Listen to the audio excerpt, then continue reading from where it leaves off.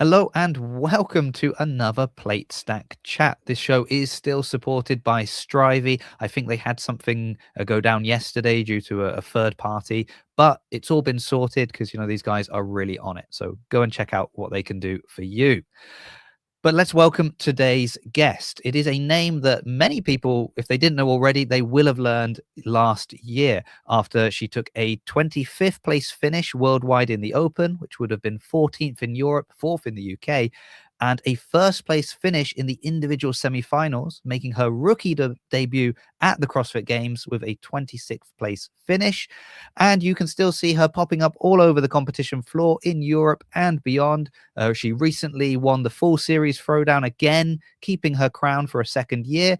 And you can see her name on qualifying leaderboards like the Arnold's or the French Throwdown. So it looks like she's planning on making this year even more memorable than last year. Please welcome the fabulous Siria Meha. Hello. Hello. I mean, that's Hi. quite, a list of accomplishments, Siria, just from last year.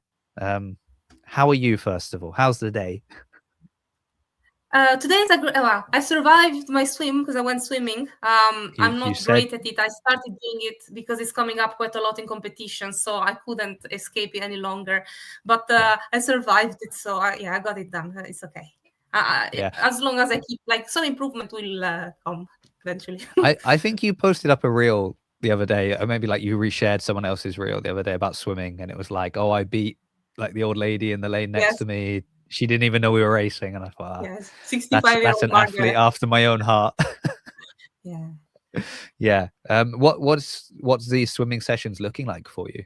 Now, my problem with swimming is the breathing. It's because my fitness is is good, and my body functions, but it's the mechanical type of breathing that I struggle with. Because when I'm in metcons, I breathe in whenever I want and quite often. Yeah. But when I have to breathe every 3 strokes, I feel like I want to breathe a bit more often. So I feel like it feels like life-threatening, because even if I'm not holding my breath, I am blowing out slowly. I still feel like I would like to breathe in, not just breathe out. Yes. That breathing I need to get. But I think it's gotten better. I wasn't able to do long distances. Now I can do a bit more slowly, but it's getting better. But I see big improvements, which is nice, because in CrossFit, in a sport, when you get a few years in, the margin of improvement is very small. But because this is new to me, I see these big chunks of improvements. It's very encouraging. It keeps you going. Yeah, that's a good point. I hadn't thought about it, but you're absolutely right. And that's when they bring in a new movement. Yes, and then it's like, oh, I can't, when they do pullovers or something, and people are like, oh, I can't do this, I can't, and then suddenly they can do 20 unbroken, and you're like, double under crossovers, and it was completely different in 2025 to when they came out the first time. People had time, they went away, they learned it, and they came back. But it's good. It sometimes it shakes your confidence a little bit, because you're so used to being good at what you do, and then you have to... not all of us, Siria. We're not all used to being good at what we do. So, welcome to the world of average. It's hard to be good at CrossFit because it's so varied, but if you're averagely good, and then you go into a completely different environment, and it's quite a bit of a hit. But and swimming is the one that's like, if you're thinking like, oh, I can't breathe and I'm in the middle of a metcon, guess what? You can stop. I know you shouldn't, but you can just stop. But swimming, you can't just stop. You're in the middle of the pool or in open water, you've got to keep swimming, right? Yes. Do you find the breathing, have you done any open water swimming? Do you find the breathing more of an issue when the water is choppy and there's other people around and things like that? Because I did open water swimming. I think in 2024, I was in Bulgaria, and we had some burpees over an obstacle into a 100-meter swim. It was a few rounds of that. And first of all, I lost orientation. I just went off somewhere else. And then every time I tried to breathe, I didn't know if a wave was coming. And if it was coming, I was just chucking in a lot of water. Because in a pool, unless you're swimming right next to someone and they create some waves, you know where you're breathing. So it's a lot easier. But in open water, orientation is a big one. And the waves are just... But it slows everybody down when it's like that. So it's just more messy. I don't enjoy it so much. And it depends also on the water. The water was so salty and so they had a lot of salt. It was quite unpleasant. But you get a mouthful of that. It's not pleasant. Yeah, and also like it's harder to if it is a weakness, it's harder to just work on it compared to other weaknesses. Like you mentioned, double under crossovers. It's like everybody's got a rope, everybody's got access to somewhere they can skip. So if that's your Mhm. weakness, you can work on that like every day if you want. Yes, yeah, But if it's swimming, like I've got to get to either a pool or a body of water that I can swim in, and maybe that means travel, and it means the time that I'm there, and that's I can't just tack it on to the end of my workout. I've got to plan it, so it's a tricky one to manage. I'm sure you'll manage it no problem. So but I know that you had swimming today, so that's been a yeah. fun start. Let's ask an obvious question: have you signed up for the Open? Yes, of course. I signed up at the very beginning because they released some very nice videos for all games athletes, and they asked us, "We made this video for you. Could you share it and just write something about the Open?" And so when I shared it together with other people, it was right on the day of the registration when it opened. I released it on Instagram, and then I signed up myself. So I did it nice and early this year. Normally, I just wait to the end, but I always sign up, of course. But yeah, I did it early. Just How has so I mean it's not your first time doing the Open. You've done the Open many times. yes. But obviously like particularly last year, and then more so the individual semi-final, but I mean also your Open finish last year was noticeable, that people kind of take note of who you are. Then that's followed up. That happens in the Open sometimes. We get names pop up that we're like, oh, that's not a name that I'm that familiar with, but okay, and then they disappear. But Yeah. you're stuck around, and then this you take this first place finish at the semifinals, which is if you look at that leaderboard, there's some very recognizable names on that leaderboard. So Yeah. that's, I mean, how was that? First of all, how was that experience for you? When they released it, when I saw it, or the semi-final itself, like Hey, hearing of the one. whatever comes out of your heart first. So a lot of people don't know this, but I train in the UK. They think I compete for Albania because it's my nationality, but I live in the UK and I train in CrossFit Huntsman. It's in Hertfordshire, and they had the coaches there when they did the extra courses, and they they did everything that they could to help me to do the semifinals online, because I did try to sign up for the French. But then qualifiers, I missed one qualifier because things went wrong, and so I couldn't. I was highly in the semifinal. I was fourth, I think, and I even signed up for Korea last year. But then I didn't. I thought, no, it's too far. I don't have a chance. That's what my thinking was. And then so the online one, I was okay. I'm here. They are really willing to help, and so it worked. I saw the workouts and I liked all of them, apart from. There was one with the clean and jerks. The barbell wasn't too heavy. Clean and jerks, shuttle runs into burpees, or maybe shuttle runs, clean and jerk into burpees. But the burpees one, it was like intervals. I didn't like that one. But all the other ones, I was reading them. I was like, I could be really good at this, because there was one, the long one, 30 minutes, rope climbs, toes to bar, rowing.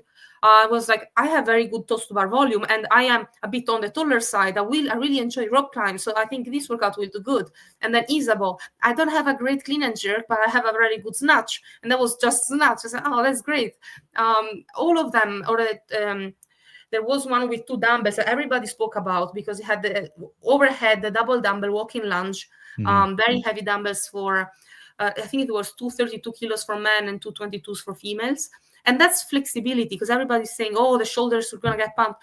But one of the things that CrossFit should test is flexibility, and the ability to be in that locked position without your shoulders blowing up. And I was like, I have good shoulder mobility. This is going to be great. And all of those things. And I was like, oh, I have a shot here. That's how I felt. Yeah. And I had someone tell me some good scores of some elite athletes. So after that, I was like, oh, so this is competitive score. This is competitive. And I noticed my burpee one, I knew it wasn't so great, because I went way too hot at the start, the usual. And then I repeated it and I got a much better score. And when the leaderboard came out, I saw this red flag, because Albanian flag is a red flag. And I was like, it's red. I was like, that's not me. And then I was second at the beginning. I think, I don't remember. I think, I don't know. There was someone ahead, but they got some reps on the GHD sit-ups because of the standards of where the hips should be, where you should sit on. So on the outer Right. side. So I didn't sleep that night. I think I slept like at 5 a.m. It got released very late. I think it was like 1 a.m., 1:30. I was wide awake, just waiting for it. Yeah. And then I was like, oh my God, is this really happening? And yeah, I didn't sleep. I called my mom. I woke her up very late at night. I was like, I made it. It took me, I think only recently I absorbed it, because it was so, um, I didn't believe it. I knew I was getting better, but I had competed that year in January and in April, and I noticed that in April, because it was the company I did in January wasn't really CrossFit, but in April in Athens, I finished second to Karin Frey, but both of us, we had such a big separation to most of the girls, and I noticed, I was like, I've improved, because up to that point, my strength was my focus, because my weightlifting numbers weren't high enough. And so I left my conditioning behind for a bit. And then I just worked on the conditioning. And even if my strength numbers are still not extremely high, I noticed that I was able to, I was more, I was performing a lot better. So I noticed it since April that year. And then it worked out. Yeah, shut up. Yeah. I think I remember exchanging some messages with you after like the leaderboard had been published but hadn't been like finalized. And I think I was saying to you, oh, this is great, and like I'd love to get a chat and all of that, the usual things that I send to people when they're doing well. And I remember, I think your response was like, let's wait until it's like real. Let's just wait until it actually gets locked in. And we did wait. We waited for you to actually go to the games itself, and then have another year pass, and now we're chatting. But that's fine. Yes. That's fine. But it's interesting. Yeah, Athens like was a good indicator for you, I suppose. Now coming back, because I said we saw each other at the fall series, and that felt like a similar thing where there was you, Aphrodite, and Kika there was, you guys were kind of having a bit of a battle, although I think you won, was it 5 out of 6 of the of the workout? So, define battle however you like, but they were very close behind. Like if you won, they were behind you by a couple of seconds. Yeah. And then there was quite a bit more separation between the rest of the pack. So it kind of felt like the podium was quite locked up early on. And it was just, like if you would make a mistake or if they could capitalize. And there wasn't even that opportunity, was there? Because if, like if one of them could get ahead of the other one, there was kind of no one that could get between them. So you couldn't build any separation on any of the I really enjoyed that competition, because these girls, both Kika and Aphrodite, they are very good in Europe. So it's not. There are some competitions where you might go and think, oh, maybe the level wasn't that high. I shouldn't get into I'm not that good. It's important to be grounded, because there is always someone better than you at something. But these girls were strong, and because I'm quite negative when I'm training in my own gym, I always think like, oh, this is wrong, this wasn't a good week, I didn't do this very well. When I go into competitions, things go well, I really try to take them in and absorb them, because I know it's a very short window that I allow myself to think I am performing good. So, but that competition, I know that I was up there with how well I can perform. Similarly to semifinals, I performed. I was on top of my recovery. I was sleeping properly. The coaches allowed me to go at odd hours to do these events, and they would just come and open the gym, and we would do it together. I tapered in a proper way for Milan, and it boosted my confidence. It showed me that what I'm doing is working, especially with my aerobic fitness, my cardiovascular fitness. I felt that I was always able to breathe properly. I was never I was in control, which I was pretty happy with. Yeah. Funny that we come back to breathing, which is your problem. Yeah, it's true. But yeah, I remember speaking to you before the very first workout, which was the run and the row, or the row and the run, we should say. And I think you were a little bit, I mean, one, because it's the first workout of an event, so you're kind of, it's a little bit like, oh, this is the first workout, but it's also all cardio, and so but you won that, so well done. I worked on my running too. Yeah, sorry. Yeah. Well, no. If you've been working on your running, that showed. Like you I remember seeing you even look behind you because you were confident where you were. So that was that was fine. I was curious though, because like you said, with the semi-final workouts, like, were like a dream for you. It was kind of like, oh, these are pretty, obviously you can't get every workout be the perfect workout, but there were a lot of workouts that you were like, this is a good one for me, this is a good one for me, this is a good one for me, this is a damage control slightly, but then this is good for me, which meant you could finish winning it, which puts a massive spotlight on you for going to the games, right? So it's one thing to like qualify, if they're taking top 3 in a competition and you qualify in 3rd, and it's kind of like, yeah, she just snuck in, well done, rookie season at the games, that'll be interesting. But when you win, and we've mentioned ones like Ariel Lowe and people like that are on that same leaderboard, there is now a spotlight of, well, what's she going to do when she gets to the games? Did you feel that sort of extra pressure on you because of how well you'd done? I didn't like it at all. I remember telling the owner of my box, I was like, I wish I was 11th, because I could because they had 11 spots. I was like, I wish I was just 11th so that I'd get in. And it's not like I didn't have pressure to do something amazing because it was my first year. But I didn't like the noise. I didn't like from 0 to like messages in my phone. Like, it just, I'm quite private, like I don't tend to talk so much. I struggle. My life is quite I go to my gym, and the most enthusiastic things are competitions where I meet a lot of people and things, but it's very quiet. So when all of a sudden there was so much noise, they did also the documentary, the Road to the Games documentary, and I had to tell them I really cannot do any more talking. Like, it wasn't a lot of talking, but even at the gym, I was trying to train, and congratulations. Like, it was a lot. So not more than my performance over there, it was the noise that came after it. It was good because winning it meant that I won some money. So it was good for that. But that's always good. 11th would have been more than enough to start with. And then, in fact, after my qualifications, I did something as almost a rookie mistake. Even if I've been in the sport for many years, I found a coach. I don't want to, as we know, every person responds to different types of training. And I always changed my own training depending on how I felt. Because if I didn't sleep last night, I'm not going to go and do max heart rate intervals tomorrow, because I'm not going to get anything out of it. I'm going to not get there even because I'm so fatigued. I adjusted it. But then I found a coach and he prepped me for the games. And their method was quite brutal. And he ended up doing more damage than good. And so I turned up injured, burned out. It's okay. But in a way, it was good because now I'm even a bit back to being, it's gone back to being quiet. So I got a good year of being able to train in the shadows. I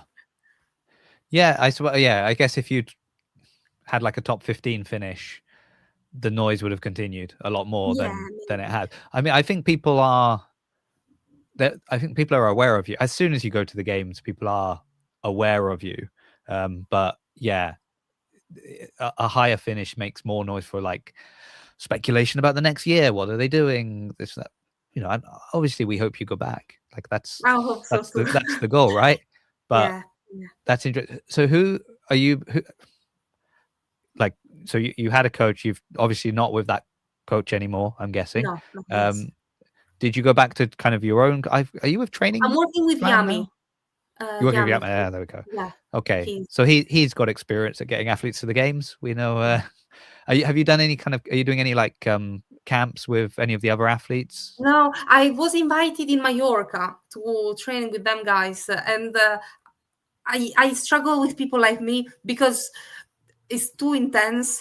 I'm very intense, and if someone else is like that, I think I end up burning out very quickly. I did last year a training camp in Greece, and it worked okay, but I had an injured foot and everything, and we were also doing tests. We were doing a 2K max row, we were doing a 10K run, a lot of bodily challenging things that I burned myself out for. And so I like to just keep my own rhythm, which is intense enough, because if you have it within, if you have that fire within, you don't really need anybody to set more fire to it, because there is only a certain point where you can get to. So I didn't do, I did a Throwdown Mallorca. I met Singleton in Milan.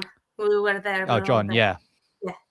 And he said, but I'm not doing any training camps at the moment, and I have so many competitions lined up. There is no I more want to talk trouble. to you about that, because you've got a lot lined up. Let's just say hello to Mr. Andrew Hiller, who's here. Hey. So we talked about like suddenly people knowing your name and things like that. So I think Andrew might have mentioned you as well during that period when. So that will have put more people, more noise around your name, which is a good. It's something you need as well within this sport, right? Because as you said, like winning got you some money, which was helpful, but also you need people to know who you are for sponsorship, for things like that, to fund the many competitions you're going to. So I know you did a lot last year. I keep seeing you like the different ones in Europe. I don't want to shut myself doors, so just sign up, and like if something happens, I don't go. But I sign up to everything. But we talk about people knowing your name. Have you noticed a lot of these events are using you like as the poster girl for some of their events? Yeah, I've seen a lot of social media posts with like upcoming events, and I'm like, oh, it's Siria again. That's interesting. And I don't even know if you're going to all of these events. I can't believe you are. I am going to Rome next week. Yes. They invited me there, so I'm definitely going to Rome. In March, I'm coming to the Arnolds. I've been to the Arnolds in 2024. So I've been there. I won it in 2024, so I'm gonna try and win it again. That's my plan. Which is the same thing you said to me about the full series. You were like, "Oh, I won it before. I'm going to win it again," and that happened. So I didn't say I will, but I want to. Of course, like everybody wants to. I think you said will. Okay, well, I'm not going to be at Rome, but please say hello to all the media team, because it's basically the same team that was in Milan. It is. Yes. I probably am going to be at the Arnolds, so maybe Friday, Saturday. I don't think I'll be there Sunday, but I will. So I won't get to watch you win it because I won't be there Sunday, but I'll get to watch you. I am on Saturday. Are you just on Saturday? Yeah, okay. Sunday I think it's either teams or Saturday is only it's only one day. It's a one-day comp. Are you just doing one day of it? I think because I knew like the Masters was just the Saturday. But I thought maybe the Elite had 2 days, but that's fine then. Okay, even better. To be honest, because I was last 2 years ago it was just one day. Yeah, no, you're probably right. I trust you more than me, absolutely. So it's March, it's end of March as well. I haven't done enough. Like I've just sort of marked the dates in my calendar to be like, okay, they're the dates it's running, and so I know to be free for those days. Beyond that, I haven't kind of looked at the field and who's doing what. That's what next month is for, but I will be there. So you've got. When is Rome? Next week? Rome is next week. Yeah, I fly. Friday. So 1 week. So you got that next week. Yes. Then you've got the Arnold's end of March. The Open in between. Yeah, and the quarterfinals the same weekend as the Arnold's. So on the Sunday, I will be squeezing those in. Because I'm in for semifinals, for France and Madrid. I don't have a lot of pressure through quarterfinals as long as I do good enough. I don't need to be top 20 in quarterfinals to get into Spain, for example, to the French, because I already got in through regular. Like I've done the last 3 weeks, I haven't almost trained because it's been a qualifier over qualifier. So some days I'd go in, do a qualifier in the morning, go back in the afternoon, do a qualifier in the afternoon, and that was my session. So qualifiers are finished. I saw you do a qualifier on the final day of the full series. You finished the event. Congratulations, you've won, stand atop the podium. All right, now I'm going to go in the back and do a qualifier for the Arnolds. Yes, because it was due on Monday and I was competing until Sunday. I flew the day it got released, but it was easy. Like I only needed a rig and a barbell, and you have Mhm. both of those things in the backstage of a competition. And so I did it there because I was high, and I knew I was gonna qualify even if Yeah. I didn't do very well in that one. But it went good. Um, but yeah, I had to squeeze it in at the end just to. I was so tired, and the room was so hot. It wasn't a great environment, but yeah, I had to squeeze that in at the end. Yeah. So it's funny because I feel like this is what you were doing beforehand anyway. Like, because you Yeah, mentioned like Athens was for you a sign that you'd made improvements. So you were already somebody that was going, and like you said, you won the Arnolds before, you won full series before. So like going to these events isn't anything new for you.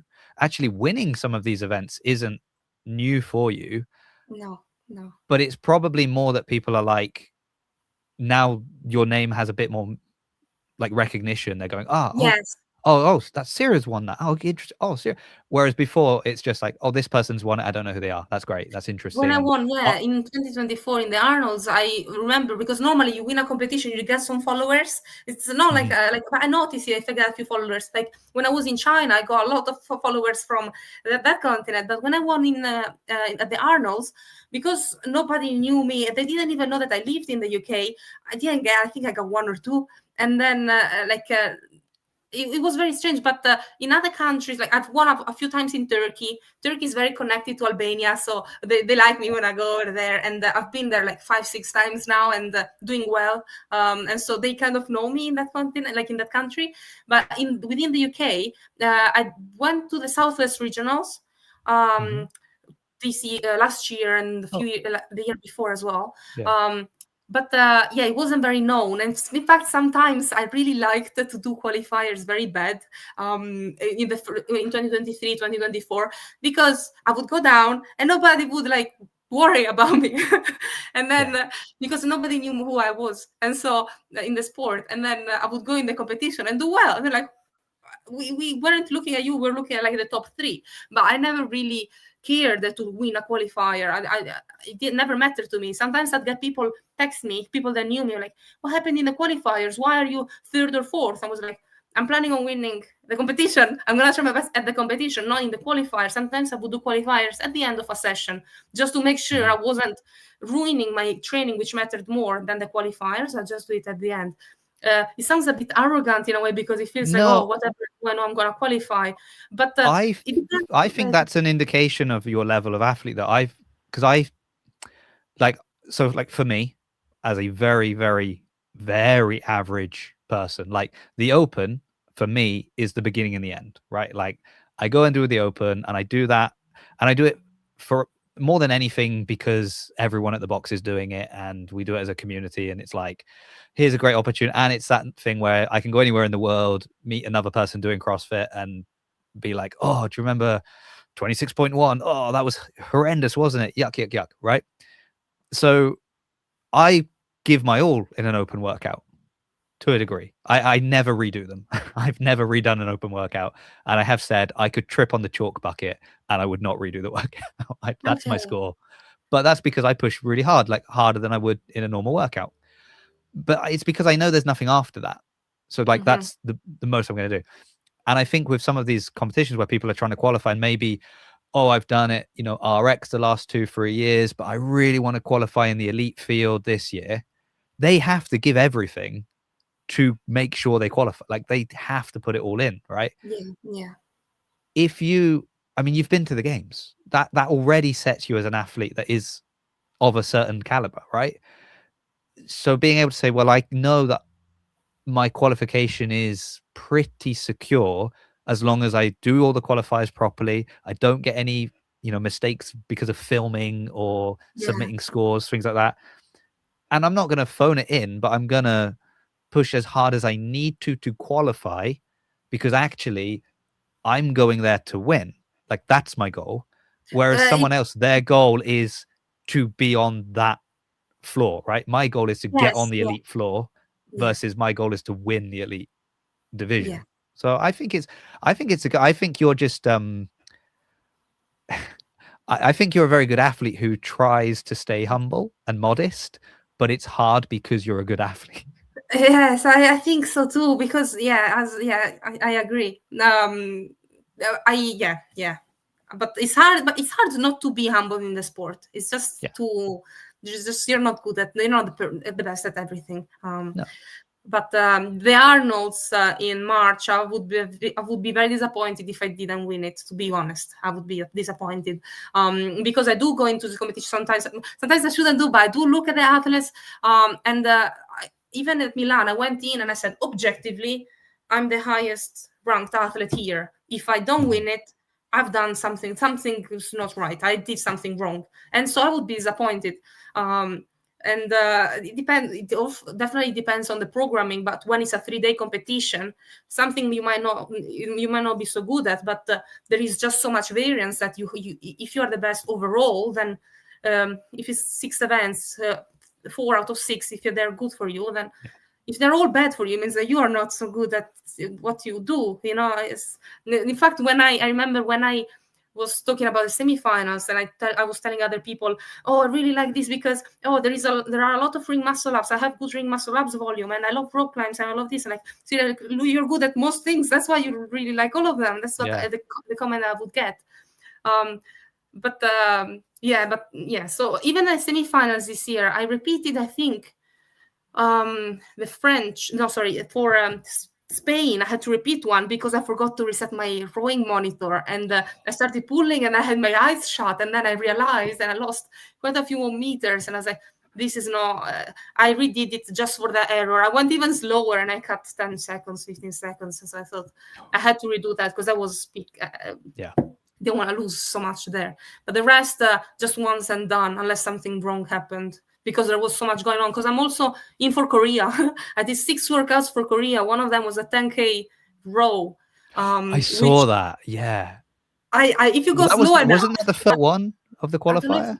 It had to be submitted by the first window. So it was, I think it was one, yeah. Yeah. But I went slow because I tried it once. I went hard, and then I had because people row in different ways. The way I row, I cannot stay seated on the row for longer than 5 minutes because I just can't stay seated on the seat because my muscles pump up. I just can't. Mm-hmm. So what I did, I was doing like 500 meters arms only and 500 meters normal. My score was not great, but I survived it. It's a qualifier, so I thought doesn't matter. So are you planning to go to? Will you go to Korea? Is that the plan? Yeah, I want to go to. I'm gonna go to Korea. Yeah, so I'm gonna go to Korea because there is only one spot, but and the competition, people are coming from all over the world, so the level is high. That one spot puts a lot more pressure than 3 spots in Spain and 3 spots in France. But I plan on going. I'm gonna try because it's a first semi-final. It's at the beginning of May, it's like the 1st of May, 2nd of May. Yeah. So I'm gonna go there. Try for that one spot. If not, I will be going to the French. If not, I'm going to Madrid. Okay. If not, I'm going online. Right. So you've said a lot of if nots. So my question is, if you get that spot in Korea, first shot, you get it immediately. Does that completely change the competition? Like, does that do you just not go to those competitions anymore? Are there some that you're like, oh, I'm going to regardless, or that's it? And now we just go into training mode. No, you wouldn't go. No. Okay. Right. I'll hold off on booking my flight to France. I'm training. Sorry? I said I'll hold off on booking my flight to France. Then I'll wait and see if Siria will be there. I will book them, but I will book everything. So I would lose some money, but there is a lot of stress in competing. And if I can just it's very close to us, France and Spain. Flights are not so bad, but I would not do the other semifinals. Would you not be tempted? You know how you like to qualify low and then surprise people? Wouldn't you like? I mean, do you know what I would like to see? And I'll just put it out there, and you can decide if you want to do something with this information or not. But I would like to see you go to Korea, get the qualifying spot there. You're in. Okay, and let everyone say she's in, but she had to go, she went to Korea. That's not really one of the, do you know what I mean? It's not the same as if she'd won it in one of the American ones. Then follow that up by going to France, going to Spain, and just do badly, just really finish like bottom of the pack, really low. So then when you're going to the games, everyone is like, well, this girl, That's she too shouldn't much even for it. be here, right? She only got in through Korea. Did you see her score in France? Oh, terrible. And then just go full send at the games and My parents surprise told me everyone. something different. My dad was like, because I always eat the same three foods, I always have my green beans and my beef. He was like, why don't you start putting pictures of burgers? So, or like, or chips or things that Yeah, you don't just actually eat. surprise. So people think, oh my God. But Yeah, that's that's too the much. secret. My job, Well, how about your dad and we have a chat. We'll come up with some ideas and something, yeah. we'll run your social media for a couple of months and it will be a big surprise. No, that's great. I mean, I'm yeah, going to that go. it's I've already been to China. I really enjoyed going to China, and the competition, it was great. But I'm going to Korea because if there is a chance I might get in, and the sooner I get in, the more time I get to oh yeah. train. So it would work well. And my boyfriend wants to go to Korea as well. He wants to visit, so he can visit while I'm like staying in the hotel. The Korean, like the CrossFit community in Korea looks amazing. I It's, followed it's, yeah, so my wife's from Asia, so like every time when it was a semi-final, especially when it was like region locked, I was always interested to see like, oh, how are the athletes from here doing? And this is interesting. Okay. And so I followed quite a lot the Far East Throwdown and stuff like that. And it, and it's been amazing to see, particularly in Korea, just the growth yeah. of CrossFit and just how excited they are about Yes. CrossFit, which Yes. is at a time where, you look at other parts of the world where the excitement doesn't feel like it's there all the time. And and here is my final thing then. So we've talked a lot about that. So I'm gonna put a pin in that. Go to Korea, have a great time, Thank you. grab yourself a ticket if you can, and if not, you've still got some more chances. I'll see you in We'd France love, and then in Spain. yeah, Online. yeah. Then Yeah. online, then yes, no. But yeah, you're absolutely right. The earlier you can get it, you can then really, it gives you. It's such an advantage on like being able to have all that time just to prep. Yeah. That's Is why I great. wouldn't definitely do more Yeah. semifinals, because competitions, you are tapering for them, you're competing, then you're deloading after. Yeah. Now with all the qualifiers, my training hasn't been regular, and with the competitions coming up, we will still be a bit around, which is great. Like, this is the sport we want. I love competing. I more than I struggle to even with sponsors. I have great sponsors, but I really struggle to uh, be more like not selling things, but I prefer competing. I'm an athlete. I'm not really good on You're my like, phone. I'll wear it while I'm competing, but don't Yeah, expect me to talk about it on social media for the because rest of the year. Like when I'm on the I floor. notice that it burns me out, the phone. The more I look at it, the more I'm burned out, and I go back in the afternoon Oh, tired. I sorry. want to go back to training, and so if I can stay away from my phone for a bit, I'd rather do that. It's probably the most healthy mindset to have, to be honest with you. And I think it's funny because with like one of the things you'll hear, and again, not an athlete, so feel free to jump in and say this is stupid, but it's like I know people go, no, but I need to go to I want to go to the French Throwdown, or I want to go to this event, or I want to go to like a water polo because I want to see where I stack up, against those athletes, right? But if you're already going to the games, like it doesn't matter how. Like if I go to another event and I see how I stack up, what does that change between then and the games? It doesn't change. Like it's not going to be, oh, do you know what? I didn't think I'd bother trying to get fitter, but now I will. Like you're still going to be working on yourself regardless, right? So it's kind of, if you want to see how you stack up against those people, see it at the games, right? Like that's, go all in on go dark, no social media posts, hide away, don't let anyone see you, and then just appear on the field. I think that's what happened to me. I didn't want it to be that way. But when in 2023, 2024, when I was competing and I started winning and making some money, I was like, I'm gonna keep doing this because I felt like, oh, that I found like this way of getting something out of the sport. I didn't aspire to become like, I qualified for the Wodapalooza a couple of years ago. I didn't end up going because I thought there is no way I'm winning this. I'm only gonna hit, like I'm gonna buy, the flights are gonna be expensive. I love competing if it's in the box next door if it's in Miami. So I just thought, let me just stick to where I am and do my best over here because I have a shot here. That's what I thought. I don't have a shot, but that's I'm not going. So my name never really came out until it was at the Until you made it semifinals to the games. Yeah. in the Open. Yeah. Because I always cared about the season more than other things. Like not this year, up to the quarterfinals, because I'm competing on that Saturday. Even the quarterfinals are not my big focus, but semifinals are. So for semifinals, it will be just that. That's what where I will try to do my best. And then the Rogue Invitational's back in Scotland for one more year, so that's not very far. But that's a heavy competition. So if you don't love the heavyweights, that's usually strength is my weakness still. But you never know. Let's see. My final thing then, because I said I would only keep you to 45 minutes. At the box, like, has things changed for you with?